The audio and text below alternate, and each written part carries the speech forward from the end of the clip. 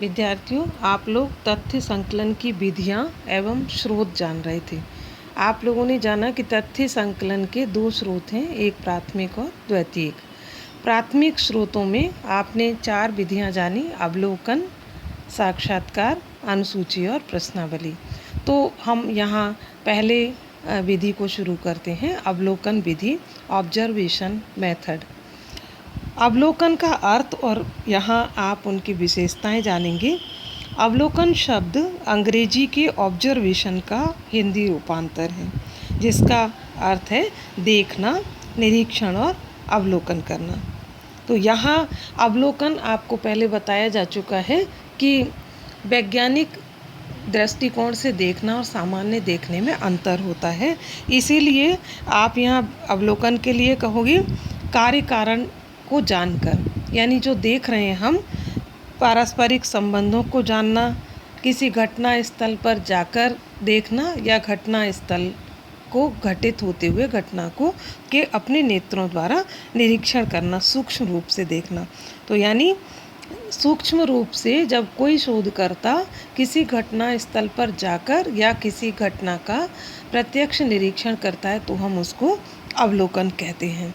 तो दूसरी बात आप लोगों के लिए बहुत ज़रूरी है कि साथ ही आपको स्रोत भी याद रहते चले जाएंगे। तो जब आप इसका क्वेश्चन का आंसर प्रारंभ करें तो पहली लाइन शुरू करें, अवलोकन प्रत्यक्ष व प्राथमिक विधि है। यानी तथ्य संकलन की अवलोकन प्रत्यक्ष और प्राथमिक या प्राथमिक प्रत्यक्ष विधि है। यानी यहाँ आपके पास 4 चीज़ आ गई ना, अवलोकन, प्रश्नावली, अनुसूची और साक्षात्कार। तो ये क्या है? प्रत्यक्ष विधि है। 2 थे उसमें, आप जान चुके हैं, प्रत्यक्ष और अप्रत्यक्ष। एक आमने सामने और एक बिना उपस्थित हुए तथ्यों का संकलन करना। तो इसको हम क्या कहेंगे? प्राथमिक व प्रत्यक्ष विधि। तो इससे आपको 2 चीज़ें याद होती जाएंगी। एक तो आपको ये याद रहेगा कि हमारे तथ्यों के संकलन के प्रत्यक्ष और प्राथमिक स्रोत कौन कौन से हैं। तो नेक्स्ट शुरू करते हैं। फिर आपका अवलोकन क्या हो गया? निरीक्षण करना अपने नेत्रों के द्वारा। यानी हमसे कोई कुछ कह रहा है तो हम उस बात को क्यों स्वीकार करें, क्यों ना हम स्वयं ही उस घटना को जाके देख आएं। मानव के पास जितना भी ज्ञान है, जितना भी ज्ञान उसने अर्जन किया है आज तक, जितने भी सृष्टि के रहस्यों को उसने जाना है, चाहे वो प्राकृतिक विज्ञान हो, चाहे वो सूर्य चांद तारे की बात हो, चाहे प्रकृति की बात हो, जन्म मृत्यु की बात हो, चाहे मानव के में होने वाले चेंजेज की बात हो, विकास की बात हो, वो सब मानव ने अवलोकन के माध्यम से ही एकत्रित किए हैं। अवलोकन भी कैसा है? व्यवस्थित।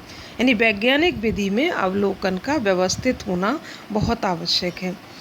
आपको बहुत प्रारंभ में मैंने जब चैप्टर शुरू किए थे तब आपको जब वैज्ञानिक विधि के चरण बताए थे, उसी में आपको कहा था कि गुडे एवं हट ने कहा कि अवलोकन, विज्ञान अवलोकन से प्रारंभ होता है और उसे सत्यापन के लिए अंततः आवश्यक रूप से अवलोकन पर ही दोबारा आना पड़ता है।